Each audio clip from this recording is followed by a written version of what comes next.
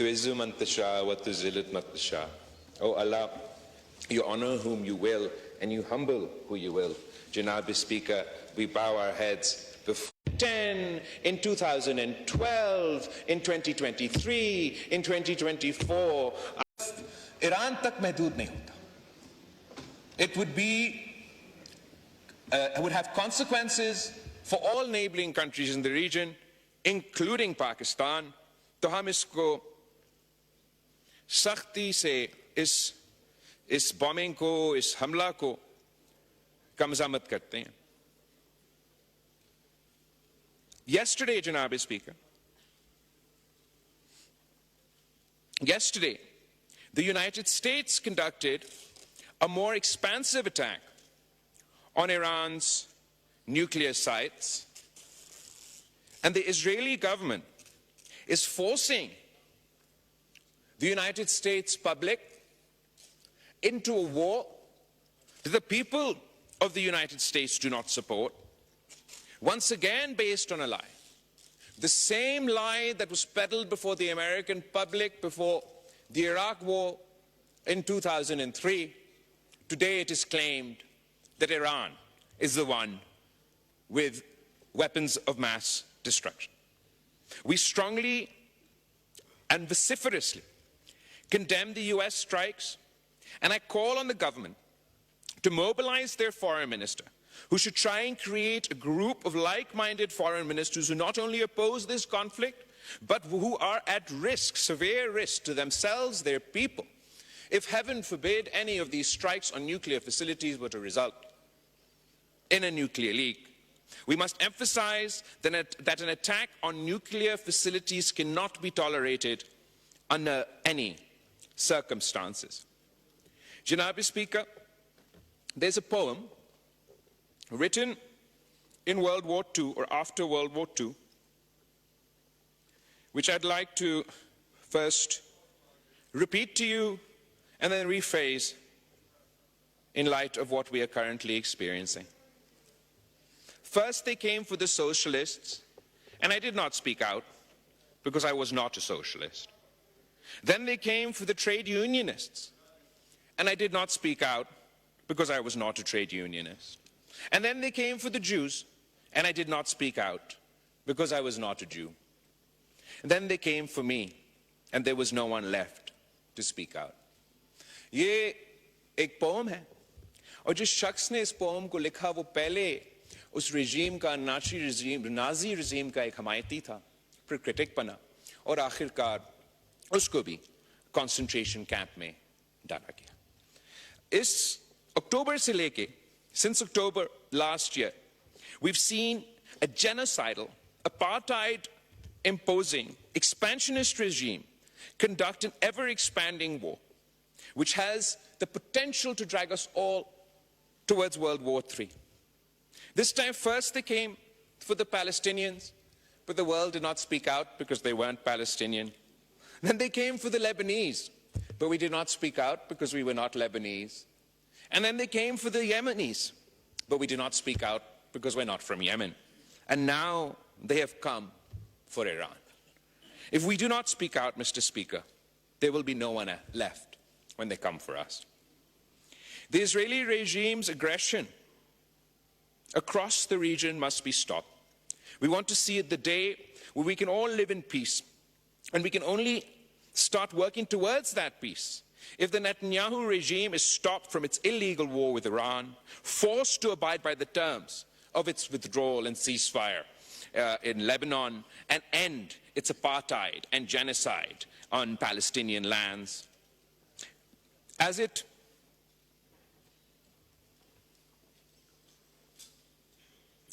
continues to bomb Iran, the world must not forget that this Israeli regime, this Netanyahu regime, is currently carrying out the forced starvation of Palestinians in the Gaza Strip. جناب speaker, ہمارے خطے میں بھی ایک نیتنیاہو کا سستی copy ہے, اور میں فخر سے کہہ سکتا ہوں کہ ہم نے اس سستی کاپی کو جنگ کے میدان میں ہروا دیا. سفارتکاری کے میدان میں ہروا دیا اور بیانیہ کے میدان میں ہروا دیا.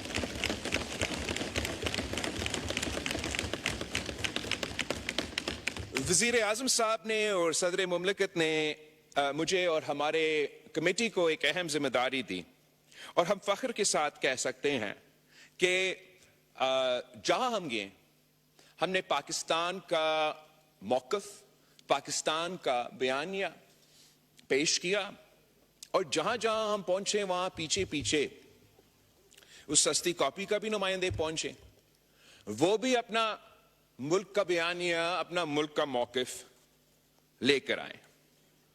ہمارا بیانیہ تو امن کا پیغام تھا، بٹ پیس ٹو اسٹرینتھ. ہم ایک جنگ جیت چکے تھے، ان کا جہاز گرا چکے تھے، اور ہمارا موقف یہ کہ ہم نے سیز فائر تو حاصل کر لی، لیکن جب تک اس خطے میں ہم مستقل امن قائم نہیں کریں گے تو یہ نہ پاکستان کے عوام کے مفاد میں ہے، نہ بھارت کے عوام کے مفاد میں ہے. تین اہم ایشوز ہیں جس پہ ہم نے آواز اٹھائے. ایک تو کشمیر کا موقف جو ہمیشہ پاکستان کے لیے ایک اہم موقف رہا ہے. کشمیر کے عوام کی جو امیدیں ہیں، جو ان کا حق ہے، جہاں تک یونائٹڈ نیشنز کی ریزولوشنز کے مطابق، اس پہ نہ صرف ہم نے بات کیے، مگر اگر آپ پچھلے حکومت کا 2019 میں جب کشمیر کا حملہ ہوا اور ان کا وزیر اعظم یہاں کھڑا تھا، میں ادھر بیٹھا تھا، اور ہم سب نے دیکھا کہ اس کی ری ایکشن میں ہمارا وزیر اعظم صاحب نے اس وقت کہا کہ میں کیا کروں، آپ کیا چاہتے ہو کہ میں بھارت کے ساتھ جنگ چھیڑ دوں؟ اگر میرا الفاظ آپ کو غلط لگے آپ وہ ریکارڈنگ دیکھ لیں. ریکارڈنگ ہم سب نے یہ دیکھا کہ وزیر اعظم صاحب نے اٹھ کے کہا کہ میں کیا کروں، آپ کیا چاہتے ہو میں جنگ چھیڑ دوں.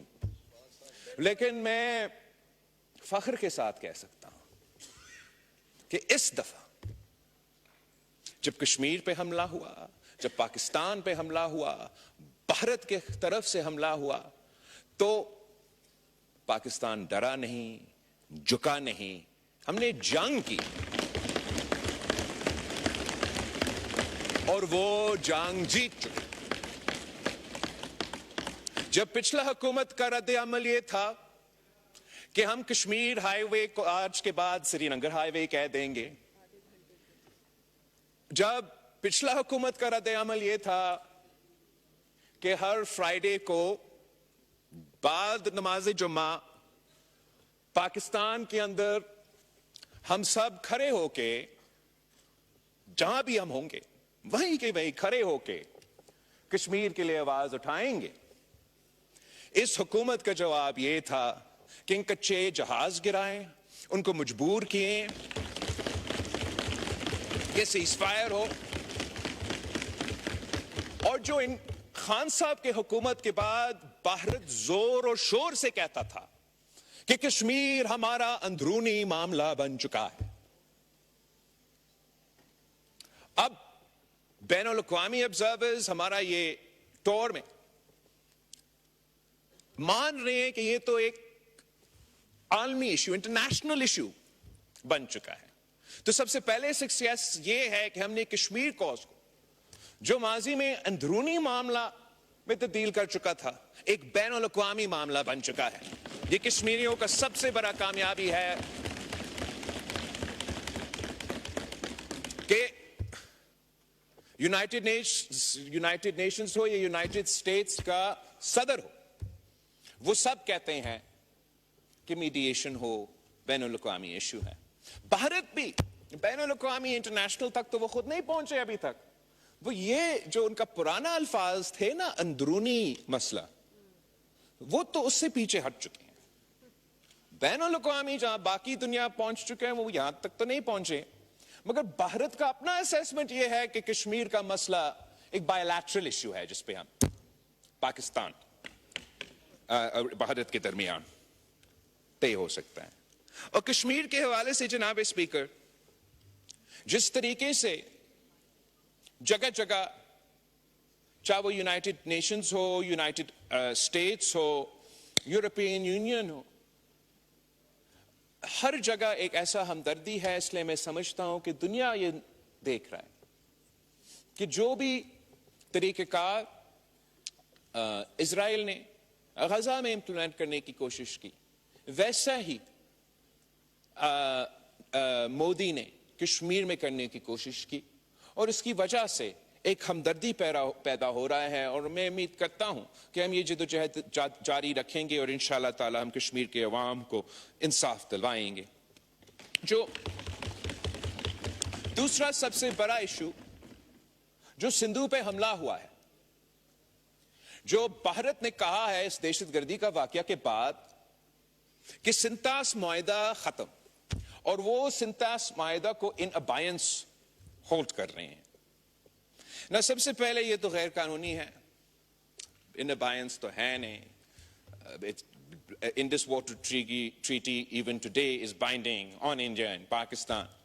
मगर सिर्फ ये धमकी देना कि हम पाकिस्तान का पानी रोकेंगे, सिर्फ धमकी देना, ये धमकी ही यूनाइटेड नेशंस की चार्टर की खिलाफ वर्जी है। ये गैर कानूनी है, ये भारत नहीं कर सकता।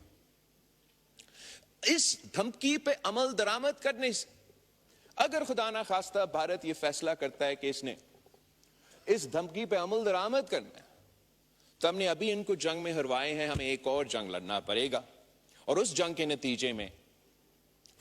नतीजे में फिर जो 3 दरिया आज भारत के पास है और 3 दरिया पाकिस्तान के पास है, अगर वो हमारे 3 दरिया पे डैम बनाने की कोशिश करते हैं तो हमें फिर जंग लड़ना पड़ेगा। जनाब स्पीकर, वजीर आजम ने पहले से कह दिया है, नेशनल सिक्योरिटी कमेटी ने पहले से कह दिया कि अगर इन पे अमल दरामद होता है तो हमें जंग लड़ना पड़ेगा। तो हम इंशाअल्लाह ताला एक तो जंग नहीं लड़ना पड़ेंगे, लेकिन अगर वो मजबूर होते हैं और उनको जंग का अगर हमें जंग लड़ना पड़ेगा तो फिर डिसरप्ट ना करें। हम जानते हैं कि हमारा एयरफोर्स, हमारे अफवाज जैसे अभी इनको इबरतनाक शिकस्त दिलवाए, अगले आने वाले जंग में भी उस पोजीशन में हैं कि हम इनको इबरतनाक शिकस्त दिलवाएं। तो भारत के सामने 2 ऑप्शंस है जनाब स्पीकर, 2 ऑप्शन। या भारत, देखिए ये पहले भारत से फंडिंग लेते थे और इसलिए आज भी चीख रहे हैं। मैं भारत के अफरीदी साहब, जब आपके मेंबरान बोल रहे थे कोई डिस्टर्ब नहीं कर रहा था।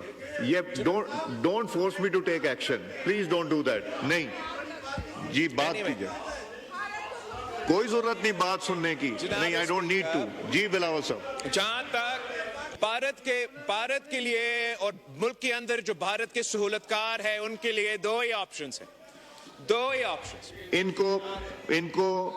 इन्होंने फाटा पे बात नहीं, मैं नहीं बात करने दूं। इनको फाटा पे बात करनी थी, मैंने करने दी। 1 दफा 2 दफा इन्होंने कहा एप्लीकेशन लिख के देनी, फाइनेंस मिनिस्टर साहब से मीटिंग इनकी अरेंज करा दी।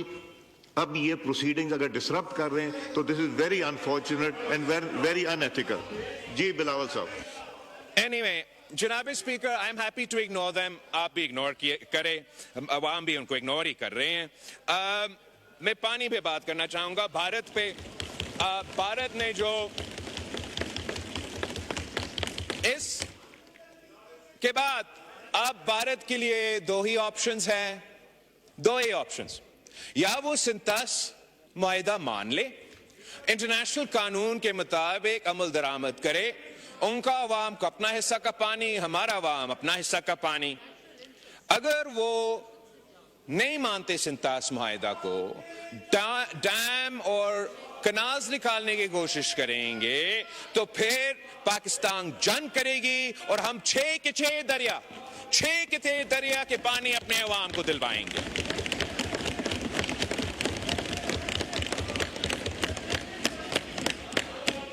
तीसरा इशू जनाब स्पीकर, वो दहशतगर्दी का इशू है। और भारत ने यह कोशिश किया कि दहशतगर्दी का इल्जाम पाकिस्तान पे लगाए और उनका حملہ کو جسٹیفائی کریں. اس میدان میں بھی جناب اسپیکر میں فخر کے ساتھ کہہ سکتا ہوں کہ بھارت ہار چکا، پاکستان جیت چکا. بھارت کا کوشش یہ تھا کہ پاکستان کو باقاعدہ ایک ٹیررسٹ اسٹیٹ ڈکلیئر کیا جائے. پاکستان کا نام پاکستان نہیں ٹیررسٹان سے پکارا جائے. وہ چاہ یہ رہے تھے کہ چاہے وہ فیٹف ہو، چاہے وہ جی ایس پی پلس ہو، یہ سارے جو فارمز ہیں ان فورمز میں پاکستان کو نقصان پہنچائیں. اس حد تک انہوں نے کوشش کی کہ پاکستان کو اپنا آئی ایم ایف پیکج نہ دیا جائے، مگر ہر محاذ پہ پاکستان جیتا، بھارت ہارا. پاکستان جیتا تو بھارت ہارا. آپ نے اپنا آئی ایم ایف کے سلسلے میں ایک سیاسی جماعت نے اس ملک میں ماضی میں ہمارا آئی ایم ایف کا پروگرام کو نقصان پہنچانے کی کوشش کی، وہ ناکام رہے. اس دفعہ بھارت نے کوشش کی، وہ ناکام رہے. جہاں ہم گئے جناب اسپیکر وہاں تو پیچھا بھارت کے نمائندے آئے. تو جب ہم یونائٹڈ نیشنز میں تھے اور ہم نے یونائٹڈ نیشنز کے فورم پہ پاکستان کی آواز اٹھائے اور ہمارا دہشت گردی کے حوالے سے موقف بھی پریزنٹ کیا، بھارت کا بھی پورا کوشش تھا کہ ان کا موقف پریزنٹ کیا جائے اور پاکستان کو یو این میں وہ ثابت کرے کہ ہم دہشت گرد ممالک ہیں. مگر میں سلام پیش کرنا چاہ رہا ہوں پاکستان کا فارن آفس کو، پاکستان کے سفیروں کو، کہ ہمارا وہاں نکلنے کے بعد جیسے ہی پاکستان اور بھارت کا ڈیلیگیشنز نیو یارک سے روانہ ہو گئے تو پیچھے کیا ہوا؟ یونائٹڈ نیشنز نے یہ فیصلہ کر لیا کہ جو بھی کمیٹیز یونائٹڈ نیشنز میں ہیں جو دہشت گردی کو دیکھتے ہیں، جو طالبان کو دیکھتے ہیں، وہاں انہوں نے پاکستان کو منتخب کیا کہ آپ پاکستان ان کمیٹیز کا سربراہی کرے اور دہشت گردی کا. تو یہاں بھی اقوام متحدہ میں جناب اسپیکر پاکستان جیت چکا ہے، بھارت ہار چکا ہے. اس کے بعد جناب اسپیکر ہم امریکہ کے دارالحکومت واشنگٹن ڈی سی پہنچے. وہاں اسرائیل لابی کے بعد اگر کوئی بڑا لابی ہے تو وہ انڈین لابی ہے، اور وہ انڈین لابی، اسرائیل لابی اور بھارت کی کمیٹی نے مل کے پوری کوشش کی کہ پاکستان کو بدنام کرے، پاکستان کو نقصان پہنچائے اور بھارت کی بیانیہ کو کہیں نہ کہیں سے، اسٹیٹ ڈپارٹمنٹ سے، وائٹ ہاؤس سے، کانگریس میں، کہیں تھنک ٹینک سے، کہیں نہ کہیں سے بھارت کا موقف کو کوئی نہ کوئی سپورٹ کرے. مگر میں فخر کے ساتھ کہہ سکتا ہوں جناب اسپیکر کہ ہر محاذ پہ ایک بار پھر بھارت ہارا، پاکستان جیتا. بھارت کہہ رہا تھا کہ ہم دہشت گرد ہیں، ہم دہشت گردی پھیلاتے ہیں، اور دنیا ان کے ساتھ ہے پاکستان کو اس سے روکنے کے لیے. جیسے جب ہم ادھر تھے اور پھر جیسے ہم نکلے، جو امریکہ کا افواج کا اہم رہنما ہے وہ اپنا کانگریس کا کمیٹی سے خطاب کر رہا تھا، اور اس کمیٹی کا خطاب میں ان کا فوج نے یہ کہا، امریکہ کے فوج نے یہ کہا کہ Pakistan has been a phenomenal partner in combating terrorism. تو یہ بھارت کا بیانیہ ان کا ہاؤس میں، ان کا افواج کی طرف سے، ان کی حکومت کی طرف سے رد کیا گیا. وہاں کا جو اسٹیٹ ڈپارٹمنٹ ہے، ہمارا بھی ملاقاتیں ہوئیں، ان کے بھی ملاقاتیں ہوئیں. اس کے بعد میڈیا کے انٹریکشن میں ان کا اسٹیٹ ڈپارٹمنٹ کے نمائندے سے سوال پوچھا گیا کہ کیا آپ کشمیر کے کوز میں اور بھارت اور پاکستان کا مسئلہ میں پریزیڈنٹ ٹرمپ میڈیٹ کرنے کے لیے تیار ہے؟ تو وہاں بھی ان کا اسٹیٹ ڈپارٹمنٹ کا نمائندہ نے کہا کہ جی ہاں، پریزیڈنٹ ٹرمپ اس مسئلہ کا حل نکالنے کے لیے تیار ہے. یہ بھی بھارت کی ہار ہے، پاکستان کی جیت ہے. جناب اسپیکر، اس سے بھر کر اسی آدمی، اسی شخص پہ جس پہ بھارت میں سب سے زیادہ تنقید ہو رہا تھا، جن کے بارے میں پتہ نہیں ہمیں کیا کیا سننے پہ مجبور کیا گیا، جھوٹے بے بنیاد الزامات، پروپیگنڈا. ہمارا field marshal army chief of staff general Asim Munir साहब, उनका ना सिर्फ दावत था अमेरिका में जनाब स्पीकर, मगर उनको प्रेसिडेंट ट्रंप ने खुद व्हाइट हाउस में लंच खिलाया। अब मैं आपसे पूछना चाह रहा हूं, क्या ये किसी शिकस्त शुदा फौज को इस किस्म का दावत दिया जाता है? नहीं जनाब स्पीकर, ये मुबारकबाद देने का दावत था उस शख्स को जो उस फौज का क़यादत कर रहा था, जिसने पूरी दुनिया की एक्सपेक्टेशंस के बरक्स, भारत जो से 7 गुना ज्यादा बड़ा ताकत है, भारत के हथियार और माल और वसाइल अमेरिका की तरफ से आते हैं, वो भारत को आगे जाके पता नहीं क्या क्या उम्मीदें रख बैठे थे। उस कामयाबी का सिलसिले में वो लंच, ना सिर्फ वो लंच हुआ, प्रेसिडेंट ट्रंप के जो भी बयानात है उस लंच के बाद आप उस पर देख लें, वो आज भी नजर आ रहा है कि भारत का बयानिया, भारत हार चुके हैं, पाकिस्तान जीत चुका है, पाकिस्तान का बयानिया सामने है। आखिर जो दहशतगर्दी का इशू है जनाब स्पीकर, हम चाहते हैं कि जैसे हम इस मुल्क में दहशतगर्दी का मुकाबला कर रहे हैं, कि इस पूरे खित्ते से हम दहशतगर्दी का अगर हमने मुकाबला करना है तो वो नामुमकिन होगा अगर भारत और पाकिस्तान बात भी नहीं करेंगे आपस में। अगर दहशतगर्दी के सिलसिले में हमारा कोऑर्डिनेशन नहीं होगा तो पाकिस्तान में और भारत में ये दहशतगर्दी का मसला बढ़ता रहेगा।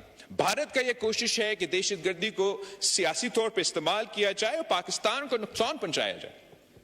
और हमारा यूके और ईयू के दौरे के हिस्से में हमें यह पता लगा कि भारत का यह भरपूर कोशिश था कि फैटिफ, जब मैं वजीर खारजा था पाकिस्तान, फैटिफ की ग्रे लिस्ट से व्हाइट लिस्ट पे पहुंच चुका था और उसका एक रिव्यू चल रहा था।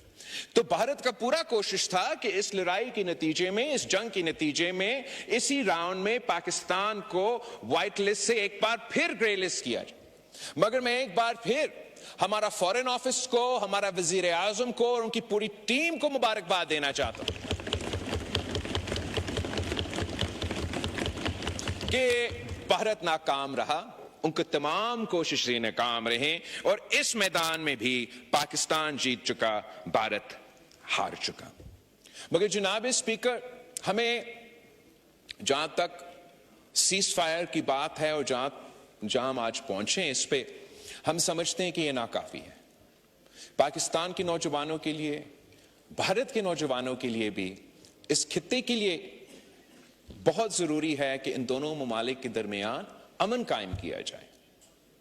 जो न्यू नॉर्मल या न्यू अब normal that Modi is trying to set for the reason, कि अगर कोई दहशतगर्दी का वाकया भारत में होगा तो उसके नतीजे में ऑटोमेटिकली पाकिस्तान के साथ जंग छेड़ा जाएगा। और अगर पाकिस्तान ये पॉलिसी अपना ले कि हमारे यहां जितने दहशतगर्दी के वाकया होते हैं वो तो 10 गुना ज्यादा है भारत के मुकाबले में, आधा से ज्यादा इनके पीछे भारत का हाथ होता है या भारत का फाइनेंसिंग होता है, तो अगर पाकिस्तान में भी ये प्रेसिडेंट सेट किया जाए कि अगर यहां कोई दहशतगर्दी का वाकया होगा तो हम भी भारत के साथ जंग छेड़ेंगे, तो इसका मतलब यह होगा कि हमने अपने मुल्क का किस्मत और भारत ने अपना मुल्क का किस्मत इन दहशतगर्दों के हाथ में छोड़ दिया है। जनाब स्पीकर, यह मोदी का फैसला हो सकता है, यह हमारा फैसला नहीं हो। इस सिलसिले में जब हम अमन की बात कर रहे हैं तो हम ना सिर्फ पाकिस्तान के अवाम की जंग लड़ रहे हैं, हम भारत के अवाम का मुकदमा भी लड़ रहे हैं। मोदी का फायदा में जंग है, मोदी के फायदा में दहशतगर्दी है, मोदी के फायदा में ये सिंतास मुआहिदा और ये सारे फैसले हो सकते हैं, मगर पाकिस्तान के अवाम का फायदा और भारत के अवाम का फायदा सिर्फ और सिर्फ अमन के सिलसिले में हो सकता है। जनाब हम नस्ल दर नस्ल कश्मीर पे लड़ते आ रहे हैं, दहशतगर्दी पे लड़ रहे हैं। अब वो चाह रहे हैं कि आने वाले नस्लों, नस्ल दर नस्ल पानी की जंग आपस में लड़े। ये हमारे लिए, मैं पाकिस्तान हुकूमत को प्रेज करना चाहूंगा कि आपका पॉलिसी ने हमारे हाथ को मजबूत किया है। जब हम दुनिया भर में जाके अमन की बात करते हैं तो कौन इनकार कर सकते हैं। मैं समझता हूं कि आपका इस कोशिश, वजीर आजम साहब की इस कोशिश, अगर आप इसमें कामयाब हों تو آپ کے یہ کامیابی تاریخ یاد رکھے گی، اور یہ ممکن ہے، یہ آج بھی ممکن ہے کہ ہم مل کے محنت کریں، انٹرنیشنل ماحول ایسے بنائیں کہ ہم بھارت کو مجبور کریں کہ وہ پرانے پالیسیز چھوڑ کے امن کی طرف آگے بڑھے۔ جناب اسپیکر، جو دوسرا اہم میدان ہے جس پہ پاکستان عوام خود ایک قسم کا جنگ لڑتے آ رہے ہیں، وہ معاشی محاذ پہ۔ They've been fighting on the economic front for some time, where the people of Pakistan have been suffering from تاریخی مہنگائی، تاریخی غربت اور تاریخی بے روزگاری، اور اس سلسلے میں حکومت کے پالیسیز کے نتیجے میں، فیصلے کے نتیجے میں بہت بہتری آئی ہے، خاص طور پہ مہنگائی اس طریقے سے اس میں اضافہ نہیں ہو رہا ہے، تو اس کا ہم ویلکم بھی کرتے ہیں، اپریشیٹ کرتے ہیں۔ وزیر خزانہ صاحب یہاں بیٹھا ہے، میں بار بار کہتا آ رہا ہوں، اور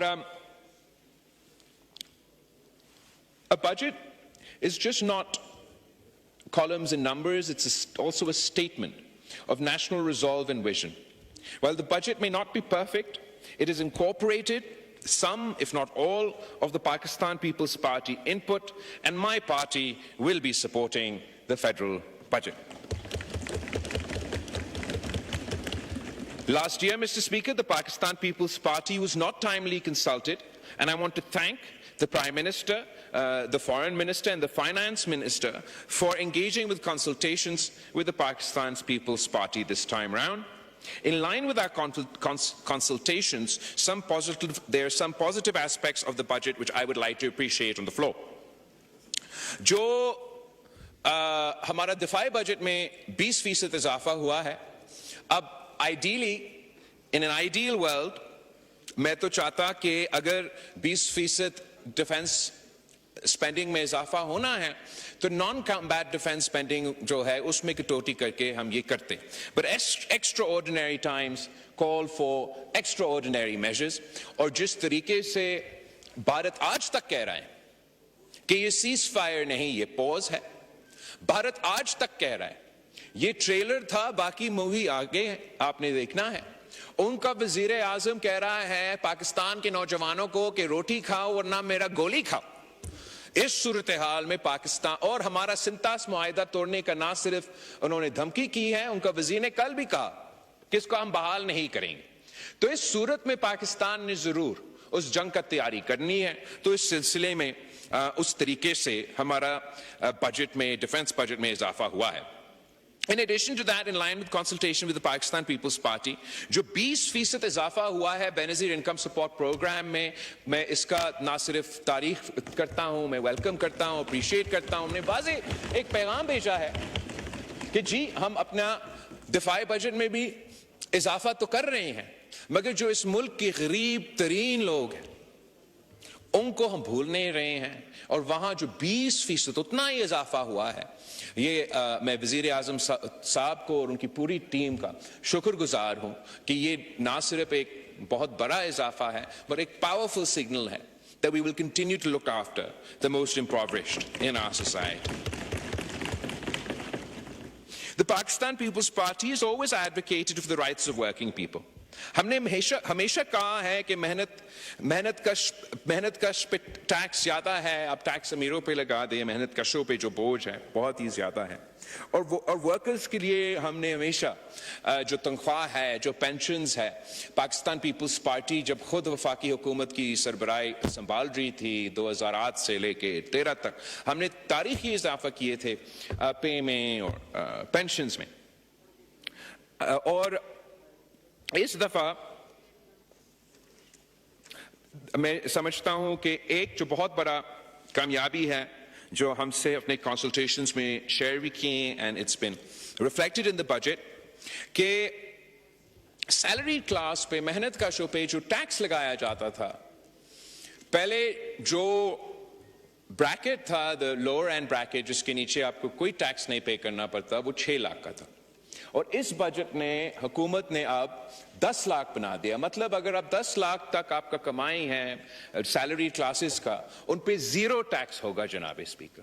یہ ایک تاریخی ریلیف ہے for the salaried class in Pakistan, and मैं finance minister को वजीर आज़म का शुक्रगुजार हूं कि इतना बड़ा फैसला लिया गया है।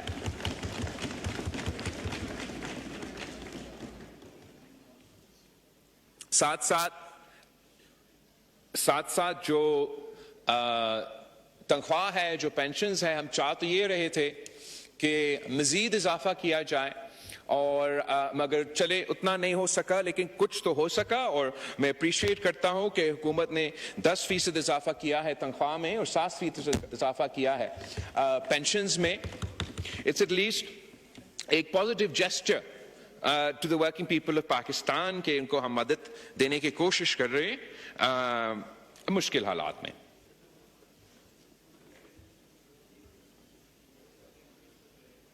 जनाब स्पीकर, कुछ ऐसे ख्वाहिशात थे पाकिस्तान पीपल्स पार्टी के जो हम चाह रहे थे मगर हम इस बजट में वो नहीं हासिल कर सके। मैं उन पे जरूर बात करना चाहूंगा।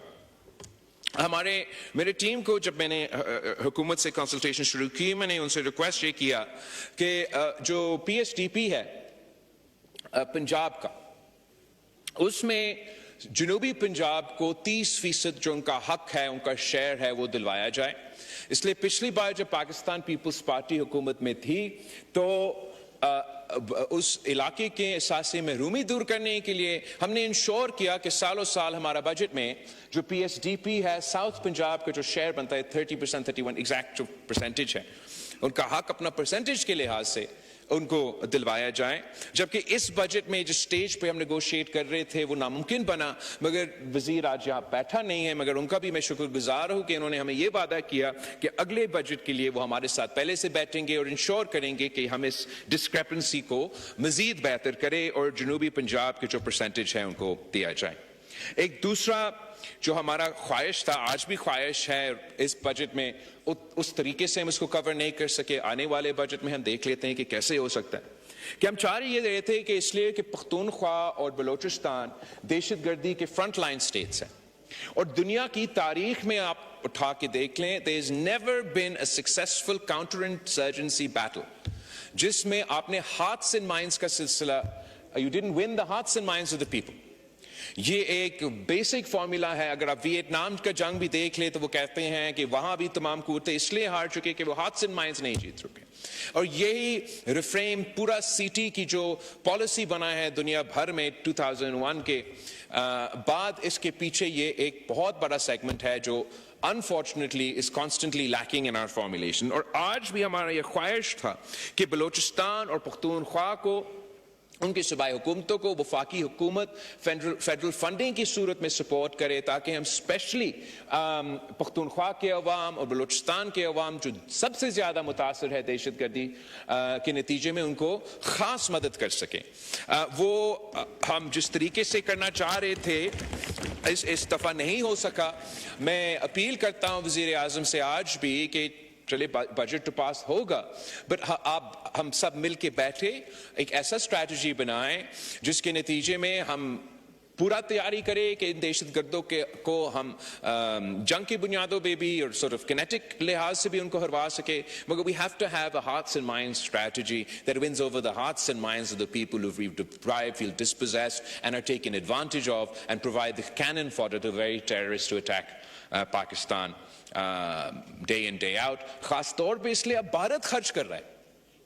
जब भारत खर्च कर रहा है दहशतगर्दों पे बलोचिस्तान में और पख्तूनख्वा में, तो हमें भी सोचना चाहिए कि कैसे हम बेहतर अपना रिसोर्सेज को इस्तेमाल कर सकते हैं और वहां के अवाम को हाथ से माइन जीत सकते हैं। एक सेक्टर जिसमें मैं थोड़ा मायूस हूं कि हम कामयाब नहीं हो सके, ये बहुत जरूरी है, वो हमारा ज़राई शोबे है। जनाब स्पीकर, ज़राअत हमारा मीशत का बैकबोन है और अफसोस के साथ कहना पड़ रहा है कि हमारा हुकूमत की पॉलिसीज ही हमारा बैकबोन को तोड़ रहा है, मीशत का बैकबोन को तोड़ रहा है।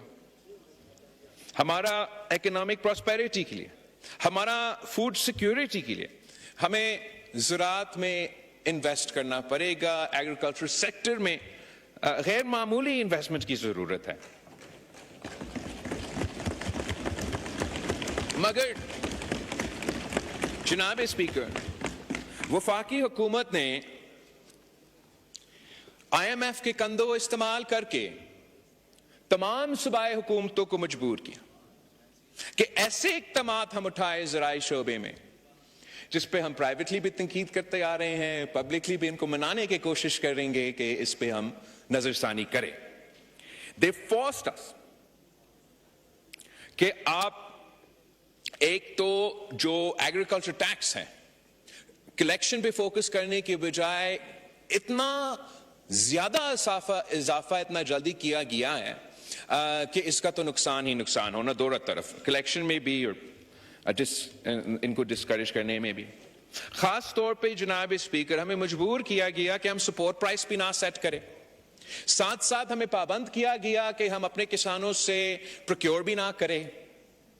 تو کسان جائیں تو کہاں جائیں جناب اسپیکر؟ اس وقت جو نقصان ہمارے اپنے پالیسیز کے نتیجے میں ہوا ہے, میں کم از کم اس کو جسٹیفائی نہیں کر سکتا. ہمیں اس کو ریویو کرنا پڑے گا. یہ short term, long term, medium term, long term میں جو ہمارا نقصان ہو رہا ہے ہمیں اس کو درست کرنا پڑے گا. میں صرف ایک ایگزامپل پہ غور دلوانا چاہوں گا. ان ڈیسیژنز کے نتیجے میں جو نقصان ہوا ہے ہمارا ویٹ کراپ کو جناب اسپیکر پورا ملک کا, وہ تقریباً 800 بلین روپیز آف ڈیمیج پورے پاکستان کے ویٹ کراپ, صرف ویٹ کراپ کے اگر آپ فگرز دیکھ لیں ہوا ہے. سندھ کا نقصان میں آپ کو بتانا چاہوں گا. Since total loss for the wheat farmers of Sindh has been 150 billion rupees. اس میں سے لڑکانوں کے کسانوں کا 24 billion rupees lost, سکھر کے 26 billion lost, شہید بینظیر آباد 30 billion loss, Hyderabad division 22 billion loss, Mirpur خاص 10 billion loss, Karachi 12 crore loss, and تھٹا and Sajawal 4 billion loss. اس سے زیادہ جناب اسپیکر پنجاب کی بات کرتے ہیں. پنجاب کے فارمرز کا لاس کتنا ہے؟ 622 billion. Bahawalpur alone 109 billion rupees loss. DG Khan 88 billion rupees lost. Multan 29 billion rupees lost. Sahiwal 38 billion rupees lost. Faisalabad 79 billion rupees lost. Sargodha 58 billion rupees lost. Rawalpindi 28 billion rupees lost. Gujarat 46 billion rupees lost. Gujranwala 42 billion rupees lost. اور Lahore 57 billion rupees lost. جناب speaker, ہم نے کسانوں کو جواب دینا ہے. اس وقت کسانوں کا معاشی قتل ہو رہا ہے. میں اپیل کرتا ہوں جناب اسپیکر آپ کے تھرو وزیر اعظم کو کہ ایگریکلچر ایمرجنسی ڈکلیئر کیا جائے.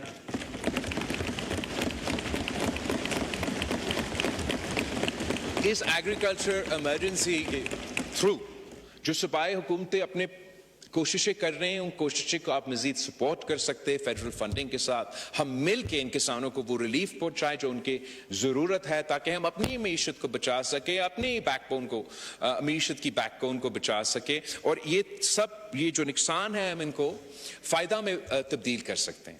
جب پیپلز پارٹی کی ہم نے انہی ٹولز جو آپ نے بین کیا, انہی ٹولز کو استعمال کر کے جب صدر زرداری پہلی دفعہ صدر بنا تھا, تو ہم نے جو سپورٹ پرائسز ہے جو اب ان پہ پابندی ہیں, ان میں اضافہ کر کے ہم نے پاکستان کو ایک فوڈ انسیکیور نیشن, ایک نیشن جس نے ویٹ کو امپورٹ کرتا تھا, رائس کو امپورٹ کرتا تھا, شوگر کو امپورٹ کرتا تھا, ایک سال کے اندر ہی اندر ہم نے ویٹ بھی ایکسپورٹ کرنا شروع کر دیا, رائس بھی ایکسپورٹ کرنا شروع کر دیا, اور شوگر بھی ایکسپورٹ کرنا شروع کیا. اور یہ کیسے کیا کہ جب آپ کے کسان خود پروڈیوس نہیں کر سکتے یا ان کا نقصان ہوتا ہے تو پھر حکومت مجبور ہو جاتا ہے, ان کو پھر ڈالرز میں باہر سے خریدنا پڑتا ہے. تو پاکستان کے ٹیکس کا پیسہ استعمال کر کے پھر ہم یوکرینین فارمرز کو فائدہ پہنچتے ہیں, ان کا ہم کراپ خرید سکتے ہیں. صدر زرداری نے وہ پہلے سال میں یہ فیصلہ کیا کہ وہی پیسہ جس سے ہم ڈالرز میں باہر سے خریدتے تھے, ہم اس کو روپیز میں اپنے کسانوں کی جیب میں ڈال کے انہی سے خرید کے اپنا معیشت کو فائدہ پہنچائیں گے. اور میرا ریکویسٹ یہ ہے کہ آپ اس ایمرجنسی کو سمجھیں اور ان آپ کا فیصلوں پہ بھی نظر ثانی کریں, اور مزید سوچیں ہم کیسے اپنے ایگریکلچر سیکٹر میں انویسٹ کر سکتے ہیں. جناب اسپیکر, کچھ ایسے ایسپیکٹس اس بجٹ کے تھے جو ہمارے کنسلٹیشنز کے بعد بھی ایسے تبدیلیاں آئی تھے جو ہمارے لیے مشکلات پیدا کر رہے تھے، اور اس میں بھی میں بہت میں شکریہ ادا کرنا چاہوں گا وزیر اعظم کا، اسحاق ڈار صاحب کا، اور فائنانس منسٹر تھا کہ انہوں نے دن رات ہمارے ٹیم کے ساتھ انگیج کر کے ہر پوائنٹ پہ ہم کمپرومائز پہ آ چکے ہیں۔ ایک تو جو حکومت کا پہلا پروپوزل تھا digital tax on goods and services, Pakistan Peoples Party کے اعتراضات تھے، اور میں شکر گزار ہوں حکومت کا کہ ہمارے اعتراض اٹھانے کے بعد جو ڈیجیٹل ٹیکس آن سروسز ہے جو غیر آئینی ہوتا اگر وہ لاگو ہوتا، وہ اب نہیں ہوگا۔ حکومت اس موقف سے اب پیچھے ہٹے ہیں، اور digital tax on services will be left to the provinces. حکومت نے فیصلہ کیا تقریباً 20% انہوں نے ٹیکس لگانا تھا سولر پہ۔ پاکستان پیپلز پارٹی کے میرے نمائندے کے بہت سخت اعتراضات تھے اس پہ، اس لیے ہمارے اکثر علاقے میں، زیادہ تر علاقے جہاں سے ہم منتخب ہو کر آئے ہیں، 16 گھنٹے 20 گھنٹے تک لوڈ شیڈنگ ہوتا ہے، لوگ مجبوراً یہ سولر استعمال کرتے ہیں۔ And I am very grateful to the government کہ ہم اس ٹیکس کو ادا کیا گیا ہے، اور اب 10% ٹیکس لگے گا۔ ہمارا خواہش یہ ہوگا کہ آگے جا کے ہم اس ٹیکس کو مزید کم کریں، اور جو گرین انرجی آپشنز ہیں ان کو کم از کم ٹیکس کیا جائے تاکہ ہم ان کو انکریج کریں۔ میں جانتا ہوں کہ بہت بڑے لابیز ہیں جو پہلے بھی چاہتے تھے، آج بھی چاہتے ہیں کہ ہم ایڈکٹڈ ہو فورن ہائیڈرو کاربنز پہ، مگر پاکستان کو اس کو اپنے گراؤنڈ پہ کھڑا ہو کے ریزسٹ کرنا پڑے گا۔ And I really appreciate that the government has brought the solar tax down by 50% after discussions with the Pakistan People's Party۔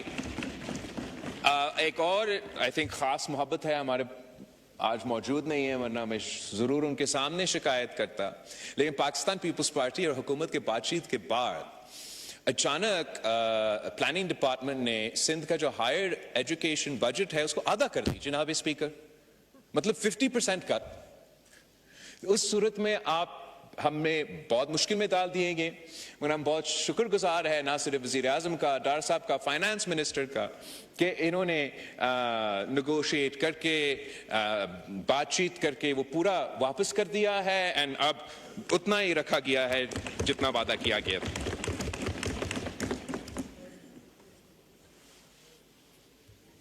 میں سمجھتا ہوں کہ یہی فرق ہوتا ہے جناب اسپیکر مثبت سیاست میں اور نیگیٹو سیاست میں۔ You can do opposition for the opposition's sake or you can oppose for a cause۔ اور جو پاکستان پیپلز پارٹی کا ایکسپیرینس رہا ہے کہ چلے ہم کیبنٹ میں موجود نہیں ہیں لیکن ہم قوم کے نمائندے ہیں، ہم ادھر منتخب ہو کر آئے ہیں، ان کے وسائل پہ بات کرنے کے لیے حکومت سے سیاسی طور پہ، جمہوری طور پہ انگیج کر کے ہم اپنے جو خواہشات ہیں یا اپنے جو عوام کے مطالبے ہیں وہ حکومت تک پہنچا سکتے ہیں، اور اس طریقے سے اس بجٹ میں ایسے چیزیں شامل کر چکے ہیں جس سے میں اب خوشی کے ساتھ حکومت کے ساتھ ووٹ کروں گا۔ اور میں اپوزیشن سے بھی یا اپوزیشن میں بیٹھے ہوئے جماعتوں سے بھی اپیل کرتا کہ جب تنقید کرنا آپ کا حق ہوتا ہے، آپ تنقید کریں۔ یہ بھی ایک راستہ ہے کہ اگر ایسی جگہ ہے جہاں آپ سمجھتے ہیں کہ کوئی مثبت تبدیلیاں آ سکتے ہیں تو آپ حکومت سے بات کر سکتے ہیں، ہم سے بات کر سکتے ہیں، اور ہم ایک پازیٹیو پروپوزلز حکومت کے سامنے لے کر آ سکتے ہیں جس کا فائدہ وہاں ہو سکتا ہے جہاں آپ منتخب ہو کے یہاں آ کے بیٹھے ہیں، جہاں آپ کا رول ہے بطور اپوزیشن کہ آپ اپوزیشن کریں، وہاں آپ کا ذمہ داری ہے خاص طور پہ خیبر پختونخوا میں جہاں آپ کا صوبائی حکومت ہے کہ آپ اپنا عوام کو وہ حق پہنچائیں۔ میں سمجھتا ہوں کہ انشاءاللہ تعالی وہ اپنا اسٹریٹجی اگر تبدیل کریں گے تو نہ صرف پی ٹی آئی کا فائدہ ہوگا، پورا ملک کا فائدہ ہو سکتا ہے۔ ہر چیز پہ جناب اسپیکروں کا ایک ہی مطالبہ ہوتا ہے، ایک ہی ایشو ہوتا ہے۔ اگر آپ ایگریکلچر کی بات کریں ان کا کوئی دلچسپی نہیں ہے، وہ صرف کہتے ہیں کہ قیدی کو رہا کرو۔ آپ اگر دہشت گردی کے لیے ہاتھ اینڈ مائنز پہ چاہتے ہو کہ دہشت گردی کے مقابلہ کرنے کے لیے عوام کو کوئی فائدہ ملے، وہ کہتے ہیں نہیں قیدی کو رہا کرو۔ ہم کہتے ہیں کہ دہشت گردوں کا مقابلہ کرنا ہے، بلوچستان میں 9 بم دھماکے ہوئے ہیں، قیدی کو رہا کرو۔ ہم کہتے ہیں کہ بھارت نے جنگ چھیڑا ہے، جنگ کا ماحول ہے، ہم نے جنگ لڑ رہا ہے، نہیں قیدی کو رہا کرو۔ پاکستان کے عوام ضرور ایک حصہ جو اپنے آپ کو آپ کے ووٹرز آپ کے ورکرز سمجھتے ہیں، ان کا یہ مطالبہ ہوگا، لیکن باقیوں کا یہ مطالبہ نہیں ہے. ان کا تو یہ دوسرا مطالبہ ہے کہ ان کو وہیں کی وہیں رکھیں. تو اس مطالبہ کے ساتھ ساتھ میرا اپیل ہے کہ عوام کے ایشوز کو بھی اٹھائے. شاید اگر آپ اس ایشو کے علاوہ کوئی ایشوز اٹھائیں گے تو شاید آپ کو نظر آئیں گے کہ ادھر بھی اور ادھر بھی آپ کے کچھ لوگ ملیں گے جو ان ایشوز کو، عوام کے ایشوز کو سپورٹ کرنے کے لیے تیار ہوں گے. جناب اسپیکر، کنکلوڈ کرنے سے پہلے میں ایک ضرور اس بات پہ غور کرنا دلوانا چاہوں گا کہ جو بھارت نے یہ اعلان کیا انڈس واٹر ٹریٹی کے حوالے سے، جو سندھو پہ مودی نے حملہ کیا ہے، اس کا دفاع کرنا ہر پاکستانی کا، ہم سب کا ذمہ داری ہے. اور میں حکومت سے اپیل کرتا ہوں کہ جو بھی فیصلے وہ لیں، چاہے وہ فارن پالیسی کے لحاظ سے یا اندرونی لحاظ سے، ان کو انشور کرنا چاہیے کہ پاکستان کا کیس انڈس واٹر ٹریٹی میں مضبوط کیا جائے، کمزور نہ کیا جائے. بہت ضروری ہے کہ ہم یہ امپریشن نہ دے کہ پاکستان اس تھریٹ کو کوئی ایزی لے رہا ہے. بھارت نے جو اعلان کیا اور اس کے بعد انڈس واٹر ٹریٹی کے حوالے سے 2-3 دفعہ اب انہوں نے جو ان کا ذمہ داریاں تھے وہ پورا نہیں کیے. ان کو ضرور ہمیں نہ صرف احتجاج کرنا چاہیے اپروپریٹ فورمز پہ، مگر انڈس واٹر ٹریٹی کے ذریعے ہی ان کو چیلنج کرنا چاہیے. ہمیں ایسے کوئی قدم نہیں اٹھانا چاہیے پاکستان کے اندر جس سے یہ میسج جائے بھارت کو کہ ہم نے تو قبول کیا ہے کہ آپ یہ کرنے جا رہے ہیں. میں جانتا ہوں کہ ایک لابی ہے اس ملک میں، جیسے یہ چاہتے ہیں نا کہ ہر ایشو کے پیچھے وہ قیدی کو رہا کرو، تو ایک دوسرا لابی ہے جو سمجھتا ہے، جو چاہتے ہیں، جو ایک دوسرا لابی ہے جو ہر مسئلہ کا حل ڈیم بنانا سمجھتا ہے. تو جناب اسپیکر، ہم سمجھتے ہیں کہ بالکل جہاں فائنینشی، سیاسی اور ٹیکنیکلی بنیاد پہ بنتا ہے ڈیم بنائیں. ہم نے بھی بنائے ہیں دونوں طریقے سے. لیکن جہاں ہم کھڑے ہیں اس وقت، جہاں بھارت نے یہ اعلان کیا ہے کہ ہم انڈس واٹر ٹریٹی کو نہیں مانتے، اور بھارت نے اعلان کیا ہے کہ وہ کبھی اس کو قبول نہیں کریں گے، اور دھمکی یا اشارے دے رہے ہیں کہ وہ بھی شاید کوئی ڈیم بنائیں گے یا کوئی کنال نکالیں گے. اگر پاکستان کا یہ لابی ہمیں مناتا ہے کہ ہمیں بھی کوئی ایسا قدم اٹھانا پڑے گا تو یہ بہت بڑی غلطی ہوگا جناب اسپیکر. اس کا مطلب یہ ہوگا کہ جس جنگ کا ہم کہہ رہے ہیں نا کہ یہ اگر کرتے ہیں، اگر بھارت عمل درآمد کرتا ہے تو ہم جنگ کریں گے، یہ جنگ لڑنے سے پہلے شکست ماننے کی بات ہے. میں حکومت کی یہ پالیسیز اس بجٹ میں، جنہوں نے جو اپرووڈ ڈیمز ہیں، جو غیر متنازع ڈیمز ہیں، جو ٹیکنیکلی ساؤنڈ ڈیمز ہیں، ان کے لیے جو فنڈنگ رکھا ہے، میں ان کے ساتھ دیتا ہوں، ان کو سپورٹ کرتا ہوں اور ایڈوائز ہی کر سکتا ہوں کہ ایسا کوئی غیر ذمہ دارانہ یا غیر سوچا سمجھے ایسا فیصلہ یا اعلان نہ کرے جو مزید مشکلات پیدا کر سکتے ہیں. ہم نے دیکھا اور ہم سمجھتے ہیں ویسے ہی بھارت نے اگر انڈس واٹر ٹریٹی کو ماننا ہے یا نہیں ماننا ہے، عمل درآمد کرنا ہے یا نہیں کرنا ہے، ہم ویسے ہی پانی کی قلت کے شکار ہیں. اور اس پانی کی قلت کو موسمی تبدیلی کے سامنے رکھتے ہوئے ہمیں فلڈ اریگیشن سے سمارٹ اریگیشن کی طرف جانا پڑے گا. پاکستان روس کے بعد سب سے بڑا جو اریگیشن نیٹ ورک ہے وہ پاکستان کا ہے. فلڈ اریگیشن کا طریقہ کار ہم انڈس ویلی سیولائزیشن سے لے کے آج تک استعمال کر رہے ہیں جناب اسپیکر. جب دنیا بھر میں پانی کا اتنا قدر ہوتا ہے کہ ایک ایک ڈراپ کو گنا جاتا ہے، اٹ میکس نو سینس کہ سالوں سال پاکستان فلڈ اریگیشن پہ ہی یہ ہم زور دیتے ہیں. اگر ہم آج انویسٹ کرتے ہیں اس ٹرانزیشن میں، آج انویسٹ کرتے ہیں تو کل کے لیے ہمارے تیاری ہوگا. اگر ہم لیٹ ہو گئے، بعد میں جب پانی کی اتنا قلت ہے تب سوچتے ہیں، تو perhaps it will be too late. I request the government کہ آپ صوبائی حکومتیں کے ساتھ مل کے اس پہ بات کریں. We're happy to do provide our share of funding آپ کے ساتھ مل کے. خاص طور پہ یہ جو فارمنگ کے منصوبے ہیں اور یہ دوسرے منصوبے جو ہم کرنے چاہ رہے ہیں، ہم اسمارٹ اریگیشن کے تھرو، اگر ہم اسمارٹ اریگیشن کرتے ہیں تو جہاں ہمارا اس وقت آباد علاقے ہیں جہاں ایگریکلچر چل رہا ہے ان کو بھی فائدہ پہنچا سکتے ہیں، اور جو چولستان اور تھر کے علاقے ہیں بچا ہوا پانی کو سمارٹ اریگیشن کے ذریعے ہم وہاں پہنچا سکتے ہیں۔ آخر جناب اسپیکر، میں وزیر اعظم صاحب کا، ان کی پوری ٹیم کو کا شکریہ بھی، ان کو مبارکباد دینا چاہوں گا کہ ہر فورم پہ، ہر محاذ پہ، جنگ کے میدان میں، سفارتی میدان میں اور بیانیہ کے میدان میں بھارت ہار چکا ہے، پاکستان جیت چکا ہے، پاکستان زندہ باد۔ Consideration of the recommendations made by the Senate of Pakistan, general recommendation.